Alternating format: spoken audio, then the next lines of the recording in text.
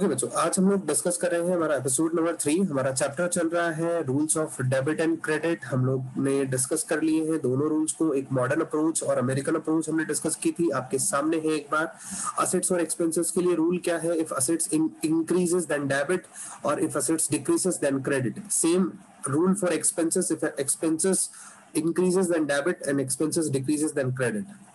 The next rule is for liability, capital and income. If liability of the business increases, then it should be credited, and liabilities decreases then debited.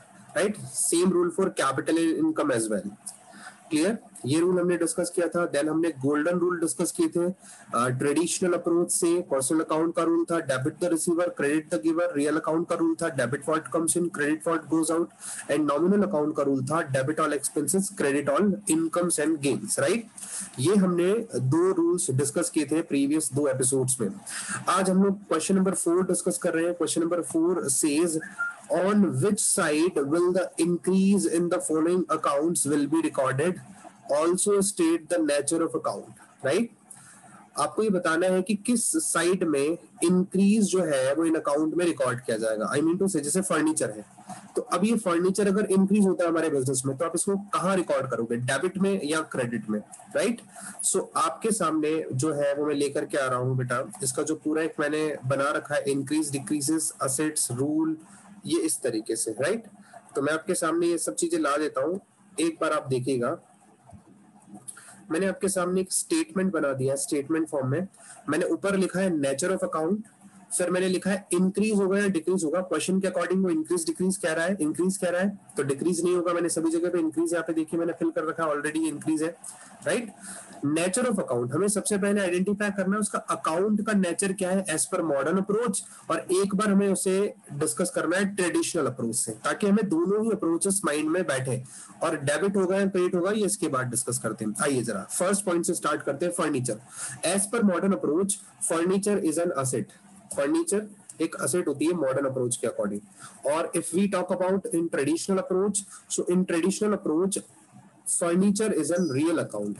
Right, so अब अगर ये furniture increase होता है आपके business में, देखो इसे मैं रियल अकाउंट के पॉइंट ऑफ व्यू से भी पढ़ करके समझाऊंगा और मॉडर्न अप्रोच के अकॉर्डिंग भी आपको मैं पढ़ करके समझाऊंगा। मतलब मॉडर्न और ट्रेडिशनल दोनों अप्रोचेस के अकॉर्डिंग इसे हम लोग समझेंगे। If furniture increases then what is the rule? Rule is if asset increases into the business then it should be debit. Right, so इसे डेबिट होना चाहिए। और रियल अकाउंट का रूल क्या है, debit what comes in and credit what goes out. Furniture increase हो रहा है, इट मींस फर्नीचर आपके बिजनेस में आ रहा है ना, तो व्हाट कम्स इन उसे हम डेबिट करेंगे। तो रियल अकाउंट का रूल है उसे हमने डेबिट करना है। राइट, क्लियर होता है। Second is Mohan, a proprietor.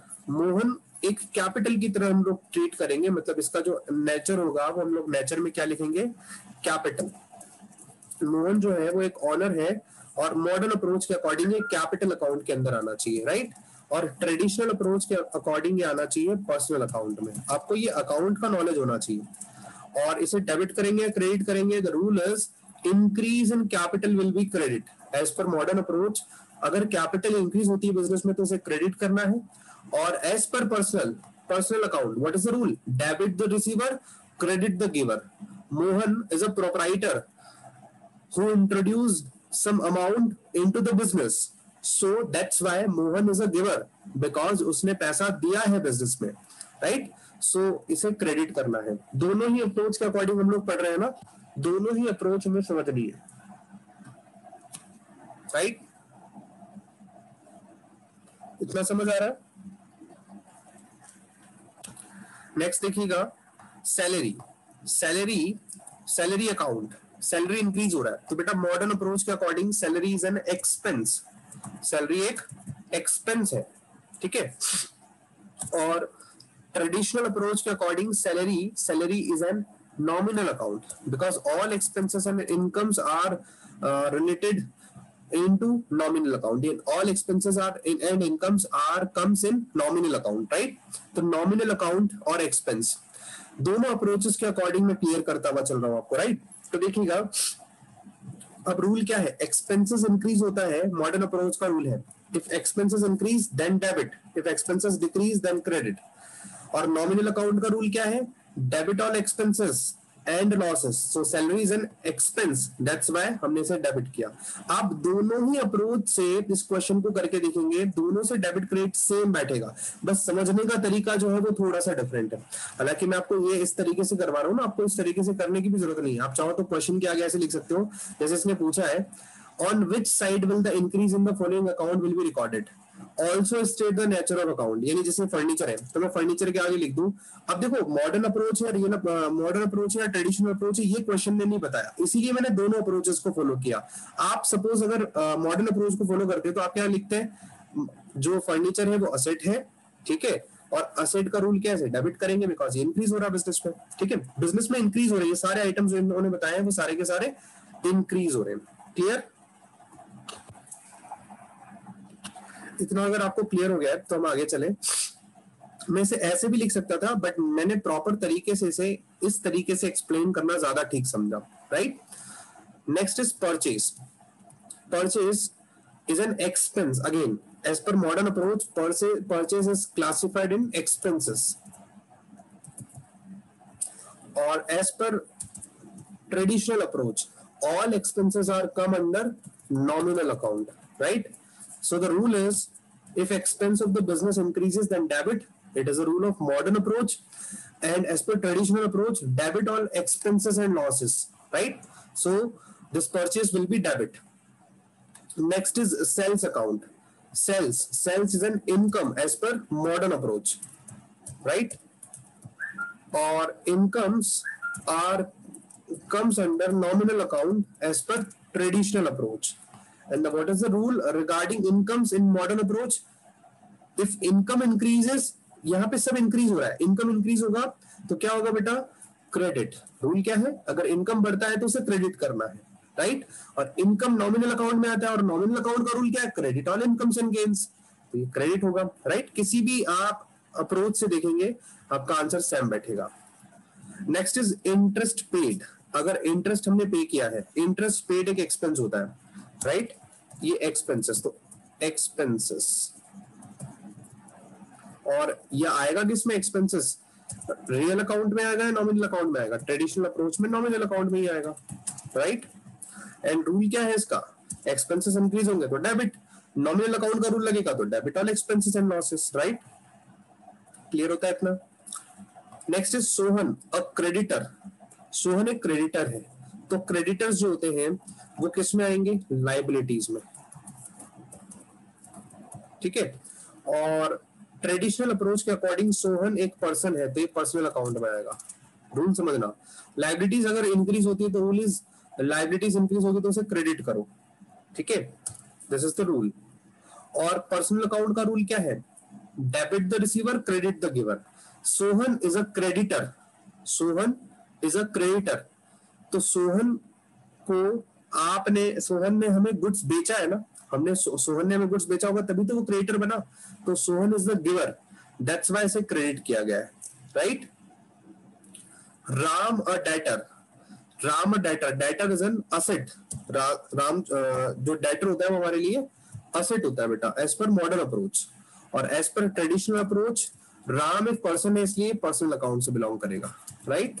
वैसे तो सारी एसेट्स जो होती है वो रियल अकाउंट से रिलेट करती है, लेकिन जो पर्सन्स के नेम होते हैं जैसे डेटर, क्रेडिटर्स, ड्राइंग, कैपिटल, ये सब के सब पर्सनल अकाउंट में आते हैं। और अब यहाँ पे राम एक डेटर है, सोचो राम डेटर कब बना होगा, जब हमने उसे गुड्स बेचे होंगे, उसे गुड्स रिसीव हुए होंगे, तो डेबिट द रिसीवर, रूल क्या है, debit the receiver. Personal account का रूल क्या है, डेबिट द रिसीवर। तो राम को मिल रहा है, चाहे वो गुड्स मिले, चाहे कैश मिले, चाहे कोई भी चीज मिले, तो राम रिसीवर है इसलिए इसको डेबिट। और अगर हम वैसे देखें असेट के रूल से, मॉडर्न अप्रोच के रूल से, तो असेट्स इंक्रीज होती है तो उसको डेबिट करना होता है, राइट। तो ये मेरा क्वेश्चन नंबर 4 कंप्लीट होता है। Any doubt in question 4? इसका फोर्थ पार्ट परचेजेस वाले में क्रेडिट होना चाहिए ना, डेबिट क्यों होगा?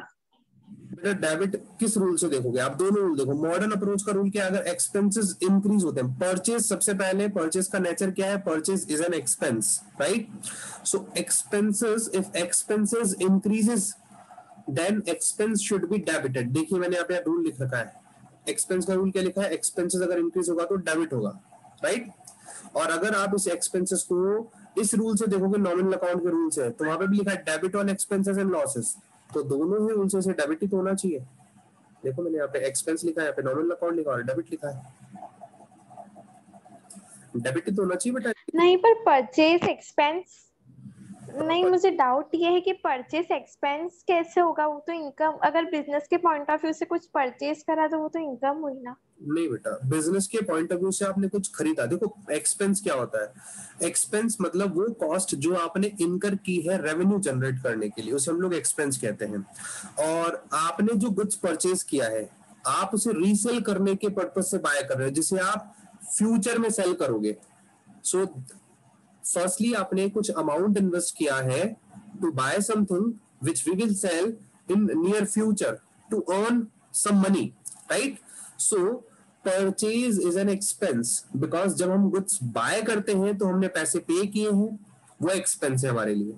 जब हम गुड्स सेल करेंगे तब वो हमारी इनकम होगी, पैसा तो तब आएगा ना हमारे पास। एक्सपेंस मीन्स व्हाट, जब हमारे पॉकेट से पैसा गया वो एक्सपेंस है, जब आया तो इनकम है। तो यहाँ पे जब आप गुड्स परचेज करोगे तो आपके पॉकेट में पैसा आया थोड़ी, आप उसको इनकम कैसे बोल दोगे? समझ आया? हाँ। और किसी बच्चे को कोई डाउट अभी तक इस क्वेश्चन में? देखो किसी भी अकाउंट का अगर आपको नेचर नहीं समझ आया ना बेटा, तो पहले पूछ लेना, क्योंकि यहाँ पूछ सकते हो, इस चैप्टर के बाद जो नेक्स्ट चैप्टर होगा ना, वहां पे आप ये सब चीजें पूछ नहीं पाओगे, क्योंकि वहां फिर अलग लेवल चलेगा। आइए जरा क्वेश्चन 5 पे चलते हैं, अगर आपको यहाँ तक डाउट नहीं है तो। Okay, next is on which side will be decrease the in the following account will be recorded, also state the nature of account। ये सारे आपके पास सेम क्वेश्चन दिया हुआ है, अब इस बार डिक्रीज हो रही है, सब चीजें डिक्रीज हो रही है, समझे? तो डिक्रीज होगी तो आपको बताना है कैसे रिकॉर्ड करोगे। दोनों अप्रोचेस के अकॉर्डिंग अपन लोग डिस्कस करेंगे, बिकॉज क्वेश्चन ने मेंशन नहीं किया हमें मॉडर्न अप्रोच लेना है या ट्रेडिशनल अप्रोच लेना। अगर आपके टीचर कह रहे मॉडर्न अप्रोच से करना है तो आपको सिर्फ ये वाला कॉलम बनाना है, ट्रेडिशनल अप्रोच वाला कॉलम नहीं बनाना, राइट। अब कैश, कैश आपके बिजनेस से डिक्रीज हो रहा है, तो सबसे पहले मॉडर्न अप्रोच के अकॉर्डिंग कैश क्या होता है, एक असेट। और ट्रेडिशनल अप्रोच के अकॉर्डिंग कैश क्या है, तो रियल अकाउंट से बिलोंग करता है। So what is the rule, if assets decreases from the business then asset should be credited, right. और रियल अकाउंट का रूल क्या है, debit what comes in, credit what goes out. तो asset आपके, cash आपके business से जा रहा है तो इसे क्रेडिट करेंगे, right. Next is bank overdraft. As per modern approach, bank overdraft is a liability. ठीक है, ये आपकी liability है। और as per traditional approach, this is related to personal account, right? Because bank का नाम आते ही वो पर्सन से रिलेटेड हो जाता है, ठीक है। अब आपका रूल क्या है, लाइबिलिटी अगर डिक्रीज होती है, लाइबिलिटी अगर आपकी डिक्रीज होती है तो आप उसे क्या करेंगे, क्रेडिट करेंगे या डेबिट करेंगे? डेबिट करेंगे सर, आप उसे डेबिट करेंगे, राइट। और पर्सनल अकाउंट का रूल क्या है, debit the receiver, credit the giver, right. तो ये डेबिट होगा, ठीक है, इसे डेबिट करना होगा। बैंक ओवरड्राफ्ट जो है वो आपका डेबिट होगा, debit the receiver. Next is bank overdraft का अपन रीपेमेंट करेंगे ना वैसे। Next is outstanding salary. Outstanding salary हम लोग किस में रखेंगे बेटा, आउटस्टैंडिंग सैलरी हमने पे की है तो ये एक तरीके से है तो लायबिलिटी हमारी, है ना। आउटस्टैंडिंग सैलरी होती क्या है, लायबिलिटी। और आउटस्टैंडिंग सैलरी को हम किस अकाउंट में रखते हैं, पर्सनल अकाउंट में, ठीक है, क्योंकि ये रिप्रेजेंटेटिव पर्सनल अकाउंट होता है। तो अब रूल क्या है, लायबिलिटी अगर डिक्रीज होगी तो उसे क्या करना है, सेम चीज डेबिट करना है, राइट। और पर्सनल अकाउंट है तो कैसे ट्रीट करोगे, debit the receiver, credit the giver. तो आउटस्टैंडिंग सैलरी अगर हम पे करेंगे, जिन व्यक्तियों को पे कर रहे हैं उनको तो पेमेंट रिसीव हो रहा है ना, राइट। ओके, ये बैंक ओवरड्राफ्ट भी पेड है ना, इसको थोड़ा सा पेड समझना। बैंक ओवरड्राफ्ट आपने पे किया है तो तब जाकर के ये आपकी लायबिलिटी होगी और पर्सनल अकाउंट का रूल पूरा इस पे सेट होगा। बैंक ओवरड्राफ्ट अगर आप पे करोगे तो बैंक तो रिसीवर है, तो इसीलिए रूल लगेगा पर्सनल अकाउंट का, डेबिट द रिसीवर, राइट। और लायबिलिटी डिक्रीज कब होगी, जब बैंक ओवरड्राफ्ट पे होगा, क्लियर। आउटस्टैंडिंग सैलरी क्लियर हो गया। आउटस्टैंडिंग रेंट, सेम ये भी पेड ही है ना, आउटस्टैंडिंग रेंट भी हमने पे किया है। तो आउटस्टैंडिंग रेंट अगर आप पे करोगे तो लायबिलिटी, ये आपकी लायबिलिटी होगी सेम टू सेम वैसे ही होगा जो आपने ऊपर आउटस्टैंडिंग सैलरी के लिए किया है, सेम पर्सनल अकाउंट होगा ये। और रूल भी इसका सेम लगेगा, अगर लायबिलिटी डिक्रीज होती है तो डेबिट, और क्योंकि आउटस्टैंडिंग रेंट आप पे कर रहे हो, जैसे सपोज राम को पे कर रहे हो, राम आपका जो है वो ऑनर है और हम जो है वो टेनेंट है, हम राम को उसका किराया पे कर रहे हैं उसके मकान का, तो राम को रिसीवर होगा ना, तो debit the receiver. Personal account का रूल क्या है, डेबिट द रिसीवर, राइट। आपको इस तरीके से समझना होता है। नेक्स्ट देखिएगा, प्रीपेड इंश्योरेंस। प्रीपेड इंश्योरेंस आपके लिए क्या है बेटा, प्रीपेड इंश्योरेंस जो है वो आपकी असेट्स होती है, बिकॉज आपने एडवांस में इंश्योरेंस पे कर रखा है, राइट। और प्रीपेड इंश्योरेंस किस में रिप्रेजेंट होगा, ये रिप्रेजेंटेटिव पर्सनल अकाउंट का ही एग्जांपल होता है। और आपका रूल क्या है, एसेट्स अगर डिक्रीज होगी तो आप क्या करोगे, क्रेडिट।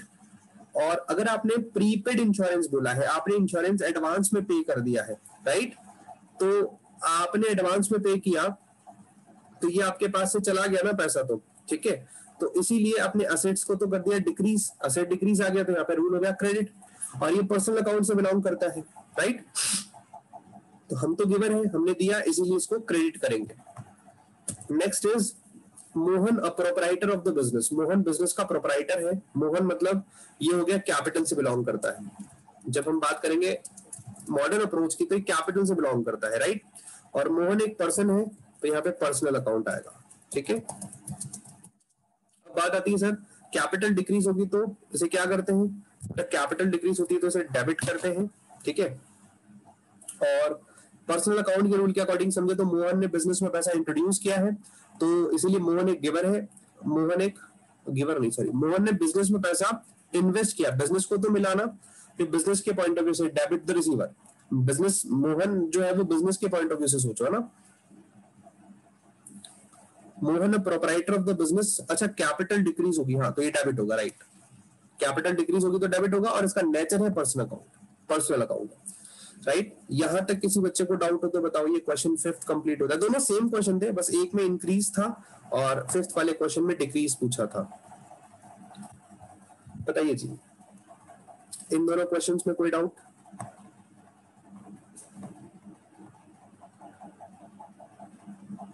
आइए जरा क्वेश्चन 6 कंप्लीट करते हैं। अब क्वेश्चन 6 थोड़ा सा इंटरेस्टिंग क्वेश्चन होने वाला है आप लोगों के लिए। ओके, सो क्वेश्चन 6 को बड़े ध्यान से समझना है आपको। क्वेश्चन 6 से ही आपका जो है वो सारा अंडरस्टैंडिंग डेवलप होगा बेटा, राइट। तो क्वेश्चन 6 को बहुत अच्छे से समझते हुए चलना है हमें।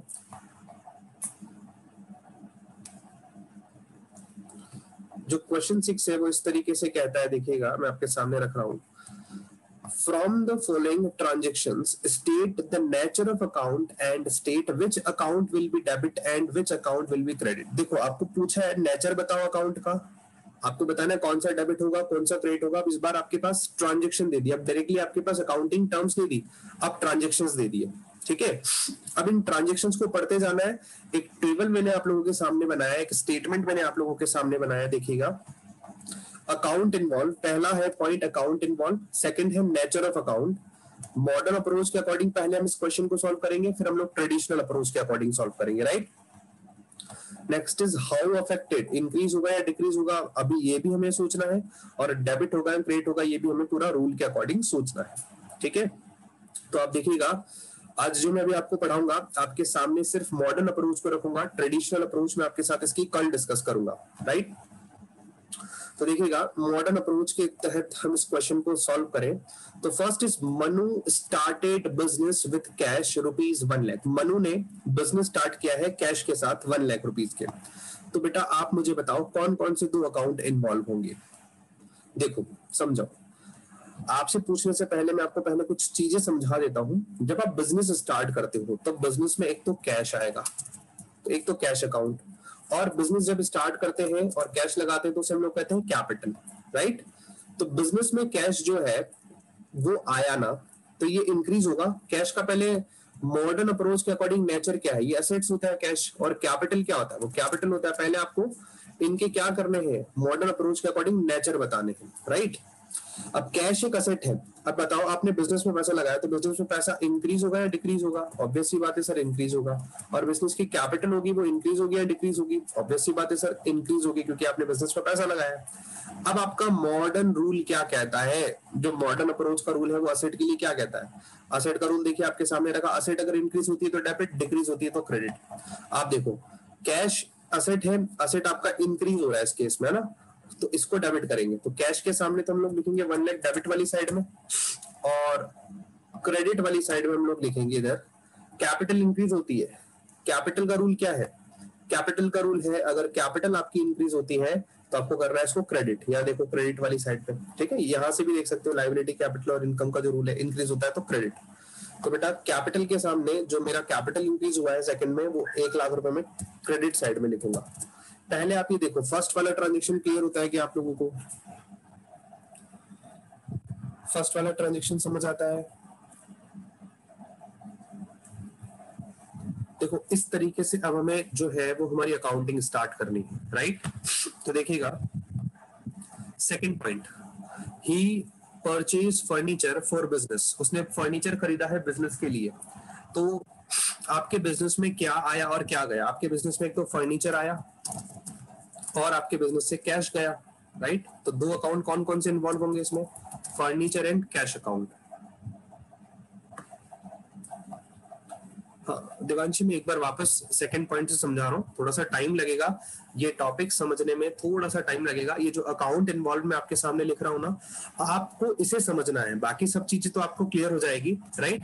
मैं आपको सारा वापस बता दूंगा, आप 1 बाय 1 एक एक ट्रांजेक्शन को देखते जाइए।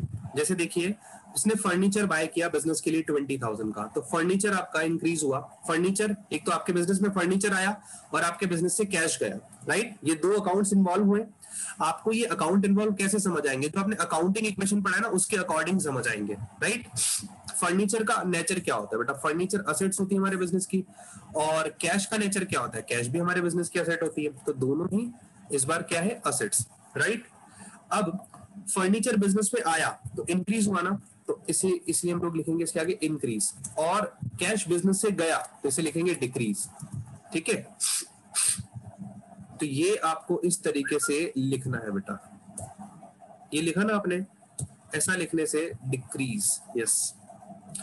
अब आपके पास रूल लगेगा, असेट्स का रूल क्या? असेट इंक्रीज होंगे तो डेबिट, डिक्रीज होंगे तो क्रेडिट।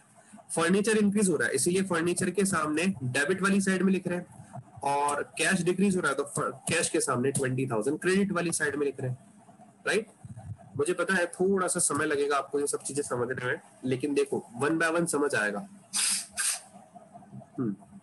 अब सेकंड वाला थर्ड वाला देखिएगा। मैं पूरा क्वेश्चन आपको एक बार में अपने आप करवा रहा हूँ, ठीक है? फिर मैं आपको ऐसे क्वेश्चन होमवर्क में भी दूंगा। Next is purchase goods on credit from Anshul. हमने अंशुल से बाय किया है 6,000 का गुड्स। अब आप सोचो गुड्स बाय करोगे, गुड्स बाय करने को हम लोगों ने एक टर्म समझाई थी आपको बेसिक अकाउंटिंग टर्म में। जब हम गुड्स बाय करते हैं तो हम उसे क्या लिखते हैं? परचेजेस। क्या लिखते हैं? Purchase account. तो एक अकाउंट तो परचेज अकाउंट इन्वॉल्व होगा इसमें। और हमने अंशुल से बाय किया है तो क्या हमने कैश दिया है? आपने कहा सर नहीं। तो अंशुल से बाय किया है तो अंशुल कौन है मेरे लिए? अंशुल एक क्रेडिटर है, जिससे मैंने बाय किया है, एक क्रेडिटर है। तो क्रेडिटर भी इंक्रीज होते हैं ना, हमने पढ़ा है। अंशुल एक क्रेडिटर है तो अंशुल का अकाउंट इस बार इन्वॉल्व होगा, एक परचेस अकाउंट और एक अंशुल का अकाउंट। परचेस के लिए, परचेस अभी मैंने आपको समझाया था, परचेस क्या होता है? एक्सपेंस। और अंशुल एक क्रेडिटर है, लाइबिलिटी है हमारी, ठीक है? ये मैं किसके अकॉर्डिंग चल रहा हूँ? मॉडर्न अप्रोच के अकॉर्डिंग चल रहा हूँ, राइट? क्लियर? अब आप सोचो परचेजेस, जब आप गुड्स परचेज करते हैं तो आपके एक्सपेंसेस बढ़ते हैं ना। आपने गुड्स बाय किया तो ऑब्वियस सी बात है आपके एक्सपेंसेस बढ़ेंगे। और अंशुल आपका क्रेडिटर है, जब आपने क्रेडिटर से बाय किया है गुड्स तो लायबिलिटी भी आपकी बढ़ेगी, तो इंक्रीज होगा, राइट? और अब रूल आप लगाएंगे दोनों के। क्या लगेंगे रूल? रूल लगेगा एक्सपेंस का। एक्सपेंस अगर इंक्रीज होता है तो क्या होगा बेटा? डेबिट होगा।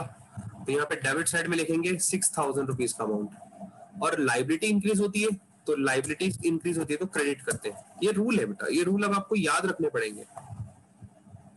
देखो आपने गुड्स बाय किया, जब आप गुड्स बाय करते हो तो अभी मैंने थोड़ी देर पहले समझाया था, वो आपका एक्सपेंस ट्रीट होता है। जब आप गुड्स सेल करते हो वो आपकी इनकम ट्रीट होती है। जब आप गुड्स बाय करने जाते हो तो आपके एक्सपेंसेस बढ़े, जब आपने गुड्स सेल किया आपकी इनकम्स बढ़ी, राइट? जैसे आप मार्केट पे गए, आपने मार्केट से मोबाइल लिया तो आपके डोमेस्टिक एक्सपेंसेस तो बढ़े ना, आपके पापा के पॉकेट से तो पैसे गए ना, तो वो एक्सपेंसेस बढ़े ना उस महीने के, राइट? तो ऐसे ही जब आप गुड्स परचेज करते हैं अपने बिजनेस के लिए, तो जब परचेज किया जाता है उसे एक्सपेंस ट्रीट करते हैं, और जब सेल किया जाता है उसे इनकम ट्रीट करते हैं, राइट? तो एक्सपेंसेस आपके बिजनेस के इंक्रीज होंगे जब आप गुड्स परचेज करेंगे। तो एक्सपेंसेस का रूल क्या है? इंक्रीज इन एक्सपेंसेस डेबिट, और increase in liability will be credit. This is the rule.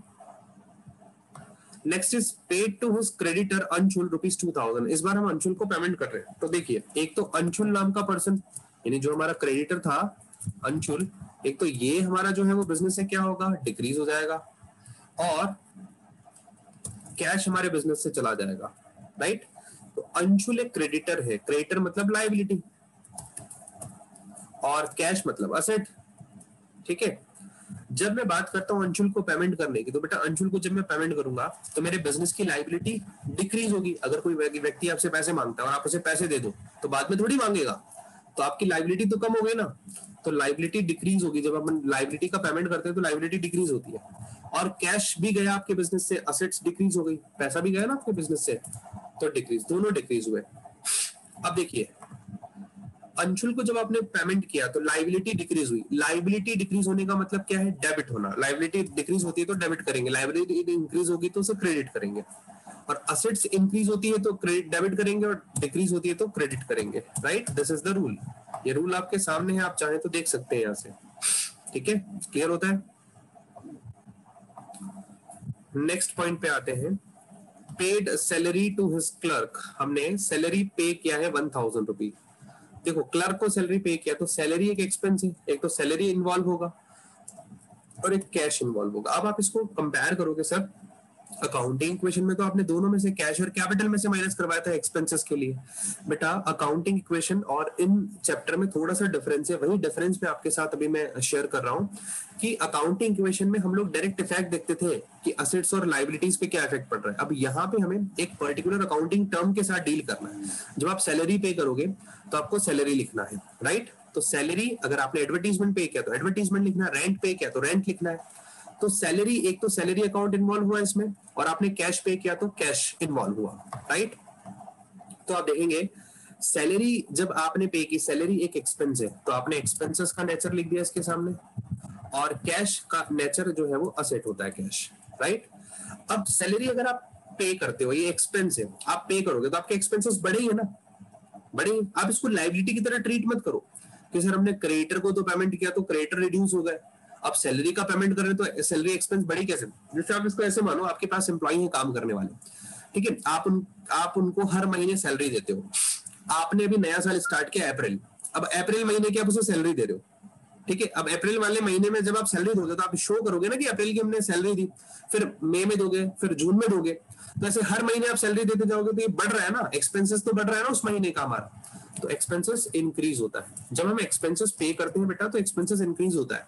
Liability जब पे होती है तो लायबिलिटी रिड्यूस होती है. ये बात थोड़ी सी ध्यान रखना.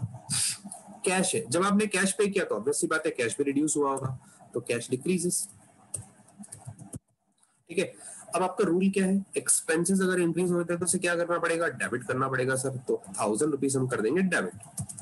और अगर आप देखो आपने कैश भी पे किया, कैश का रूल क्या है, कैश अगर डिक्रीज होता है बिजनेस से तो उसे क्या करेंगे, क्रेडिट, राइट. तो ये आपके अभी तक 5 ट्रांजेक्शन हुए. आपने इन 5 ट्रांजेक्शन में कुछ चीज नोट की. देखो, हर ट्रांजेक्शन के 2 अकाउंट इन्वॉल्व है, ठीक है. रूल्स के अकॉर्डिंग एक डेबिट एक क्रेडिट, एक डेबिट एक क्रेडिट, एक डेबिट एक क्रेडिट, एक डेबिट एक क्रेडिट, एक डेबिट एक क्रेडिट. मतलब हर ट्रांजेक्शन के 2 इफेक्ट होते हैं, एक डेबिट और एक क्रेडिट. हमें बस वो डेबिट और क्रेडिट रूल के अकॉर्डिंग करके शो करना है, राइट. समझ आया.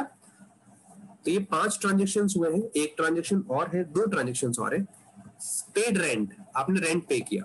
बेटा रेंट जब आप पे करोगे तो आपके लिए रेंट क्या कहलाएगा, एक एक्सपेंस. अभी मैंने समझाया आपको. और जब पे करोगे तो कैश जाएगा. तो एक्सपेंस और कैश 2 अकाउंट इन्वॉल्व होंगे. तो आप मुझे बताइए,